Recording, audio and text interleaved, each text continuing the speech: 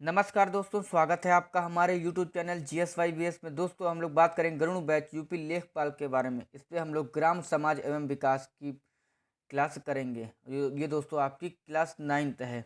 चलिए शुरू करते हैं आज का पहला प्रश्न। पहला प्रश्न, कृषि वानिकी राष्ट्रीय अनुसंधान केंद्र स्थित है। तो कृषि वानिकी राष्ट्रीय अनुसंधान स्थित है आपका झांसी में। ऑप्शन सी इसका सही उत्तर हो जाएगा। उत्तर प्रदेश के झांसी में स्थित है। और कृषि अनुसंधान के लिए राष्ट्रीय अनुसंधान केंद्र की स्थापना दोस्तों 8 मई 1988 को झांसी में की गई थी। याद रख लीजिएगा, इंपॉर्टेंट प्रश्न है। 8 मई को और 1988 में की गई थी। और ये दोस्तों भारतीय कृषि अनुसंधान परिषद के तहत काम करता है। और यह केंद्र उत्तर प्रदेश के झांसी में स्थित है और झांसी से लगभग 10 किलोमीटर दूर है। और इसे कृषि वानिकी के नाम से जाना जाता है। और दोस्तों इसका नाम बदलकर ICAR यानी central agro forestry research institute कर दिया गया है।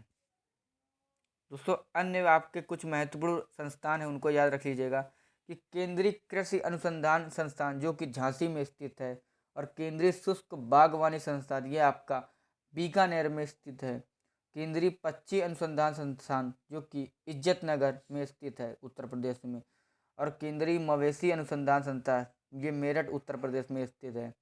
केंद्रीय भैंस अनुसंधान संस्थान ये आपका हिसार हरियाणा में स्थित है।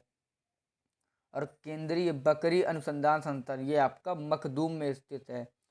और केंद्रीय कृषि अभियांत्रिकी संस्थान ये आपका भोपाल मध्य प्रदेश में स्थित है। और केंद्रीय कृषि रत्न महिला संस्थान ये आपका भुवनेश्वर उड़ीसा में स्थित है। तथा केंद्रीय शुष्क क्षेत्र अनुसंधान संस्थान ये आपका जोधपुर राजस्थान में स्थित है। और केंद्रीय ब्रेक किस वाटर एक्वाकल्चर संस्थान ये आपका चेन्नई तमिलनाडु में स्थित है। तथा केंद्रीय अंतर्देशीय मत्स्य अनुसंधान संस्थान ये आपका बैरकपुर में स्थित है। दोस्तों सेकंड प्रश्न, जिला पंचायत पंचायती राज व्यवस्था की श्रेणी है। तो जिला पंचायत पंचायती राज व्यवस्था की श्रेणी है दोस्तों तृतीय। ऑप्शन ए इसका सही उत्तर हो जाएगा। ये दोस्तों तृतीय श्रेणी में आता है आपका जिला पंचायत पंचायती शासन प्रणाली की तृतीय श्रेणी में। और इसे दोस्तों जिला परिषद या मंडल परिषद या जिला पंचायत के रूप में भी जाना जाता है। राज्य विधानमंडल के सदस्य और भारत की संसद के सदस्य जिला परिषद के सदस्य हैं। और जिले के सभी पंचायत समितियों के अध्यक्ष जिला परिषद के पदेन सदस्य होते हैं। और इसकी अध्यक्षता एक अध्यक्ष और एक उपाध्यक्ष करते हैं। तथा मुख्य कार्यकारी अधिकारी जो एक IAS अधिकारी होता है, प्रशासन का प्रमुख होता है। बात करेंगे दोस्तों भारत में पंचायती राज प्रणाली एक 3 स्तरीय प्रणाली है, जो इस प्रकार है आपके कि ग्राम स्तर पर ग्राम पंचायतें, ब्लॉक स्तर पर क्षेत्र पंचायतें और जिला स्तर पर जिला पंचायतें। नेक्स्ट तीसरा प्रश्न, खसरा एक है। दोस्तों खसरा एक विशिष्ट भूखंड संख्या है। ऑप्शन ए इसका सही उत्तर हो जाएगा। दोस्तों खसरा पटवारी द्वारा बनाए गए भूमि अभिलेख का एक रजिस्टर है। इसमें उगाई गई फसलों का विवरण और गांव में पटवारी द्वारा किए गए फसल निरीक्षण शामिल हैं। बात करें दोस्तों खसरा संख्या की, तो यह एक विशिष्ट भूखंड संख्या या सर्वेक्षण संख्या है जो भूमि के किसी विशिष्ट टुकड़े को दी जाती है।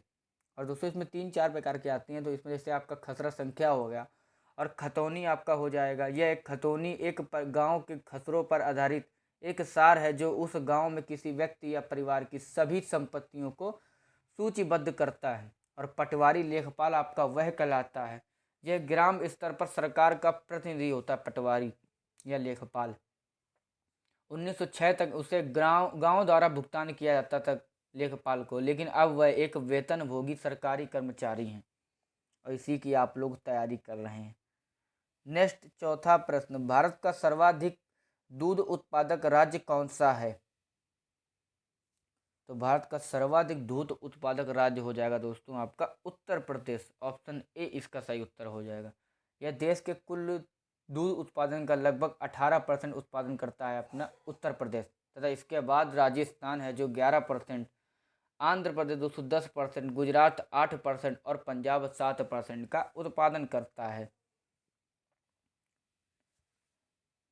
नेक्स्ट पांचवा प्रश्न, निम्नलिखित में से कौन खरीफ फसलों का समूह है? तो दोस्तों आपकी खरीफ फसलों में आ जाएगा आपका धान और बाजरा, ऑप्शन सी इसका सही उत्तर हो जाएगा। दोस्तों खरीफ फसल वह होती है जो आपके मानसून फसलों के रूप में जाना जाता है इनको। और खरीफ फसलों का मौसम भारतीय उपमहाद्वीप में मानसून के आगमन के साथ शुरू होता है। पहले मानसून की बारिश के शुरू में परंपरागत रूप से खरीफ की फसलें लगाई जाती हैं और कटाई का मौसम सितंबर के तीसरे सप्ताह से अक्टूबर के अंत तक चलता है। और बुआई और कटाई की अवधि भारत में एक क्षेत्र से दूसरे तक वर्षा के स्वरूप पर निर्भर करती है दोस्तों यहाँ। और दोस्तों खरीफ फसल और भी है आपके, जैसे कौन कौन सी, कपास, चावल, इसको धान बोलते हैं, सोयाबीन, मक्का और बाजरा। दोस्तों रबी की फसल भी याद रख लीजिएगा। रबी की फसलों को दोस्तों सर्दियों की फसलों के रूप में वर्गीकृत किया जाता है और इन्हें अक्टूबर या नवंबर में बोया जाता है। दोस्तों रबी की फसल के उदाहरण जैसे कौन कौन से हैं, तो गेहूँ, बाजरा, चना, जौ और सरसों, यह आपके सब रबी की फसलों में आ जाएगा। और दोस्तों जायद की फसलों को भी याद रखिएगा। जायद की फसलें गर्मियों के महीने में उगाई जाती हैं। दोस्तों इन फसलों का मुख्य रूप से गर्मी के मौसम के दौरान उगाया जाता है, जिससे जायद फसल का मौसम कहा जाता है। उदाहरण के लिए तरबूज, खीरा, खरबूजा और करेला। नेक्स्ट, छठा प्रश्न, पर्पल वेना किसकी एक किस्म है? तो पर्पल वेना दोस्तों गांठ गोभी की एक किस्म है, ऑप्शन सी इसका सही उत्तर हो जाएगा। गांठ गोभी दोस्तों, इसको ब्रासिका ओलेरासिया संस्करण गोंगीलोट्स कुल क्रूसीफेरा से संबंधित है, इसको बोलते हैं, इसका नाम हो जाएगा गांठ गोभी को ब्रासिका ओलोरासिया संस्करण गोंगीलोट्स। तथा उत्पत्ति का केंद्र दोस्तों भूमध्य सागरीय क्षेत्र है और रोपण के लिए दोस्तों सबसे अच्छा समय अक्टूबर का है। नेक्स्ट, सातवां प्रश्न, परभानी क्रांति निम्नलिखित में से किस किस्म की सब्जी की फसल है? तो परभानी क्रांति दोस्तों भिंडी की एक किस्म है, सब्जी की फसल है दोस्तों भिंडी, उसकी एक परभानी क्रांति इसको बोलते हैं। और दोस्तों भिंडी की महत्वपूर्ण किस्में भी याद रख लीजिएगा, इम्पॉर्टेंट है दोस्तों। पूसा सवाड़ी, वर्षा उपहार, वाइट फ्लाई प्रतिरोधी।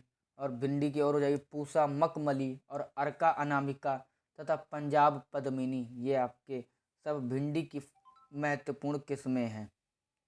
नेक्स्ट, आठवां प्रश्न, जनजातियों के ग्रीन गोल्ड के रूप में जाना जाने वाला पौधा है? तो जनजातियों के ग्रीन गोल्ड के रूप में जाने जाने वाला पौधा है दोस्तों बांस, ऑप्शन डी इसका सही उत्तर हो जाएगा। बांस को ग्रीन गोल्ड कहा जाता है। यह दोस्तों एक चमत्कारी पौधा जो एक पर्यटक पौधे से हरे सोने में बदल जाता है। बांस सबसे ऊंची घास है दोस्तों। नेक्स्ट, नवा प्रश्न, goods and services tax GST के दायरे में क्या रखा गया है? तो दोस्तों जीएसटी के दायरे में रखा गया है गुड्स एंड सर्विसेज टैक्स में घी को रखा गया है, ऑप्शन डी इसका सही उत्तर हो जाएगा। पेट्रोलियम उत्पादों, मादक पेय और बिजली जैसे सामानों पर जीएसटी के तहत कर नहीं लगाया गया है। क्यों नहीं लगाया? क्योंकि दोस्तों इसमें बहुत ही कर मिलता है सरकार को, केंद्र सरकार को, इसलिए दोस्तों जीएसटी के दायरे में इसको नहीं ला रहे हैं। अगर आपका पेट्रोल और डीजल पे या आपका विद्युत क्षेत्र या शराब पे, किसी पे भी मादक पेय पे अगर लगा दे सरकार कर, तो दोस्तों इसमें कर क्या कहते हैं, आपको पेट्रोल समझ लीजिए अभी चल रहा है 95-100 रुपये में, अगर जीएसटी के दायरे में आ जाएगा तो ये आपको 60 से 65 रुपये में मिलने लगेगा, या इससे कम भी हो सकता है। नेक्स्ट, 10वां प्रश्न, उत्तर प्रदेश में राजस्व निरीक्षकों की नियुक्ति कौन करता है? तो राजस्व नियुक्ति दोस्तों करता है निरीक्षकों की जिलाधीश करते हैं, ऑप्शन सी इसका सही उत्तर हो जाएगा। राजस्व निरीक्षक दोस्तों जिलाधीश प्रत्येक तहसील में उचित निरीक्षण, रख रखाव और गांव के अभिलेखों के सुधार और ऐसे अन्य कर्तव्यों के लिए एक या अधिक राजस्व निरीक्षकों की नियुक्ति कर सकता है। नेक्स्ट, 11वां प्रश्न, किस राज्य ने महात्मा गांधी के सम्मान के रूप में राज्य कर्मचारी को खादी के कपड़े भेंट करने का फैसला किया है? तो दोस्तों महात्मा गांधी के सम्मान के रूप में राज्य कर्मचारियों को खादी के कपड़े भेंट करने का फैसला किया है, तो इसका सही उत्तर हो जाएगा असम। ऑप्शन सी इसका सही उत्तर हो जाएगा। जनवरी 2021 से ग्रेड फोर्थ चौथे कर्मचारियों को चरणबद्ध तरीके से खादी शर्ट और शाल और असम में उत्पादित रेशम की एक किस्म एरी से बने स्टोल प्रदान करने का फैसला किया है असम सरकार ने। यह कदम आत्मनिर्भर भारत अभियान का हिस्सा है और असमिया बुनकरों को बढ़ावा देने के लिए है। बात करेंगे असम के दोस्तों। असम के मुख्यमंत्री हैं आपके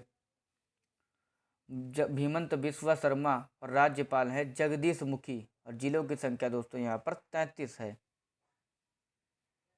नेक्स्ट 12वां प्रश्न, निम्नलिखित में से किस राज्य में नलकूप सिंचाई का क्षेत्रफल सबसे अधिक है? तो नलकूप सिंचाई का क्षेत्रफल सबसे अधिक है दोस्तों उत्तर प्रदेश में। ऑप्शन सी इसका सही उत्तर हो जाएगा। इंपॉर्टेंट प्रश्न बहुत ज़्यादा आपकी उत्तर प्रदेश किसी भी परीक्षा में आपसे प्रश्न पूछ सकता है। उत्तर प्रदेश में भारत में सबसे ज़्यादा नलकूप सिंचाई क्षेत्र है और पहला नलकूप दोस्तों उत्तर प्रदेश में 1930 में खोदा गया था। यह उत्तर प्रदेश में भारत के नलकूप सिंचित क्षेत्र का 28 से 19% हिस्सा है। दोस्तों उत्तर प्रदेश की बात हुई तो उत्तर प्रदेश की राजधानी है लखनऊ, मुख्यमंत्री है योगी आदित्यनाथ और राज्यपाल हैं आनंदीबेन पटेल। नेक्स्ट 13वां प्रश्न, भारत सरकार द्वारा राष्ट्रीय ग्रामीण पेयजल कार्यक्रम NRDWUP किस वर्ष शुरू किया गया था? तो भारत सरकार द्वारा राष्ट्रीय ग्रामीण पेयजल कार्यक्रम ये दोस्तों 2009 में शुरू किया गया था। ऑप्शन ए इसका सही उत्तर हो जाएगा। और NRDWUP का उद्देश्य है दोस्तों सुरक्षित और पर्याप्त पेय न्यूनतम आधार पर खाना पकाने के जल की आपूर्ति को न्यूनतम जल गुणवत्ता मानक के साथ सुनिश्चित करना था, जो हर समय और सभी स्थितियों में पारंपरिक रूप से सुलभ होना चाहिए। नेक्स्ट 14वां प्रश्न, भारत में पहली पशु जनगणना कब की गई थी? तो भारत में पहली पशु जनगणना शुरू की गई थी आपकी ऑप्शन बी 1919 और 1920 में। ऑप्शन बी इसका सही उत्तर हो जाएगा। ये दोस्तों भारत की पहली पशु जनगणना दिसंबर 2019 से अप्रैल 1920 में की गई थी। तब से ये हर 5 साल में एक बार आयोजित किया जाता है। और पशुधन जनगणना का संचालन कृषि मंत्रालय, पशुपालन विभाग, डेयरी और मत्स्य पालन भारत सरकार नई दिल्ली द्वारा किया जाता है और अब तक 20 पशुधन जनगणना किए गए हैं। नेक्स्ट 15वां प्रश्न, उत्तर प्रदेश 2019 की भारतीय वन स्थिति रिपोर्ट के अनुसार उत्तर प्रदेश का कौन सा जिला वन आवरण के तहत सबसे अधिक घना है? तो 2019 की भारतीय वन स्थिति रिपोर्ट के अनुसार उत्तर प्रदेश का दोस्तों लखीमपुर खीरी, ऑप्शन डी इसका सही उत्तर हो जाएगा। लखीमपुर खीरी जिला राज्य का बहुत घना वन क्षेत्र है दोस्तों। ये लखीमपुर खीरी का कुल क्षेत्रफल 10.1 वर्ग किलोमीटर है इसमें आपका। नेक्स्ट 16वां प्रश्न, निम्नलिखित में से कौन सा एक बास्ट फाइबर नहीं है? तो दोस्तों बास्ट फाइबर नहीं है आपका नारियल जट्टा। ऑप्शन सी इसका सही उत्तर हो जाएगा। नारियल जट्टा इसका सही उत्तर हो जाएगा। नेक्स्ट 17वां प्रश्न, निम्नलिखित में से किसे ग्राम उद्योग नहीं माना जाता है? दोस्तों ग्राम उद्योग नहीं माना जाता, ये हो जाएगा आपका उर्वरक। ऑप्शन डी इसका सही उत्तर हो जाएगा। खादी ग्राम और उद्योग आयोग दोस्तों यह भारतीय संविधान के तहत एक वैधानिक निकाय है। यह सूक्ष्म लघु और मध्यम उद्यम मंत्रालय के तत्वाधान में आता है और इसकी स्थापना हुई थी दोस्तों 1956 में हुई थी। खादी और ग्रामोद्योग अधिनियम 1956 द्वारा की गई थी इसकी स्थापना। नेक्स्ट 18वां प्रश्न, किस राज्य ने ग्राम पंचायतों द्वारा किए गए कार्य पर नजर रखने के लिए सूचना प्रौद्योगिकी के अधिकतम उपयोग के लिए राज्य ई पंचायत पुरस्कार 2021 जीता है? इसका सही उत्तर हो जाएगा उत्तर प्रदेश। उत्तर प्रदेश राज्य ने ग्राम पंचायतों द्वारा किए गए कार्य पर नजर रखने के लिए सूचना प्रौद्योगिकी के अधिकतम उपयोग के लिए राज्य ई पंचायत पुरस्कार 2021 जीता है। दोस्तों इसमें पहले स्थान पर उत्तर प्रदेश था, दूसरे स्थान पर असम और छत्तीसगढ़ रहा, जबकि उड़ीसा और तमिलनाडु तीसरे स्थान पर रहे। नेक्स्ट 19वां प्रश्न, फरवरी 2021 में सरकार द्वारा सरस आजीविका मेला 2021 का आयोजन किसके जीवन को बदलने के उद्देश्य से किया गया था? तो ये दोस्तों फरवरी 2021 का सरकार द्वारा सरस आजीविका मेला 2021 का आयोजन ग्रामीण महिलाएं द्वारा किया गया था। ऑप्शन डी इसका सही उत्तर हो जाएगा, ग्रामीण महिला द्वारा शुरू किया गया था। नेक्स्ट 20वां प्रश्न, किससे प्राप्त वर्मी कंपोस्ट को सर्वोत्तम पारिस्थितिकी रूप से प्राप्त खाद माना जाता है? तो दोस्तों केचुआ इसका सही उत्तर हो जाएगा। केचुआ से प्राप्त वर्मी कंपोस्ट को सर्वोत्तम पारिस्थितिकी रूप से प्राप्त खाद माना जाता है। ऑप्शन सी इसका सही उत्तर हो जाएगा। वर्मी कंपोस्ट सब्जी या खाद्य अपशिष्ट, वेल्डिंग सामग्री और वर्मी कास्ट का एक मिश्रित मिश्रण है दोस्तों। नेक्स्ट 21वां प्रश्न, मई 2021 में निम्नलिखित में से किस उद्योग को मजबूत करने के लिए राष्ट्रीय बांस मिशन के तहत एक प्रबंधन सूचना प्रणाली MIS शुरू की गई है? तो दोस्तों ये शुरू की गई है अगरबत्ती। ऑप्शन ए इसका सही उत्तर हो जाएगा। घरेलू अगरबत्ती उद्योग को मजबूत करने के लिए राष्ट्रीय बांस मिशन के तहत एक प्रबंधन सूचना प्रणाली MIS शुरू की गई है। ऑप्शन ए इसका सही उत्तर हो जाएगा। नेक्स्ट 22वां प्रश्न, धान के बीजों को इसके डंठल से अलग करने की विधि को क्या कहा जाता है? तो धान के बीजों को इसके डंठल से अलग करने की विधि को दोस्तों थ्रेसिंग कहा जाता है। ऑप्शन बी इसका सही उत्तर हो जाएगा। और थ्रेसिंग का औद्योगिकरण दोस्तों 1786 में शुरू हुआ था और थ्रेसिंग मशीन का आविष्कार एंड्रू मिकल ने किया था। नेक्स्ट 23वां प्रश्न, कृषि वानिकी के लिए राष्ट्रीय अनुसंधान केंद्र स्थित है? तो कृषि वानिकी के लिए राष्ट्रीय अनुसंधान केंद्र स्थित है दोस्तों आपका झांसी में। ऑप्शन बी इसका सही उत्तर हो जाएगा। नेक्स्ट 24वां प्रश्न, गर्म मौसम के दौरान किस प्रकार की मिट्टी में गहरी दरारें होती हैं? तो गर्म मौसम के दौरान दोस्तों काली मिट्टी में गहरी दरारें होती हैं। आपकी काली मिट्टी दोस्तों का रंग गहरे काले से हल्के काले रंग में भिन्न होती है और काली मिट्टी में उच्च जल धारण क्षमता होती है। नेक्स्ट 25वां प्रश्न, ICAR ने भारतीय मिट्टी की कितने समूहों में बांटा है? तो ICAR ने भारतीय मिट्टी को दोस्तों 8 समूहों में बांटा है। ऑप्शन डी इसका सही उत्तर हो जाएगा। बात करेंगे ICAR की तो दोस्तों उसका फुल फॉर्म हो जाएगा भारतीय कृषि अनुसंधान परिषद ने 1953 में एक अखिल भारतीय मृदा सर्वेक्षण समिति का गठन किया जिसने भारतीय मृदाओं को 8 प्रमुख समूहों में विभाजित किया है। दोस्तों आपको वीडियो अच्छी लगे इसको लाइक करें, कमेंट करें एंड चैनल को सब्सक्राइब करें। धन्यवाद।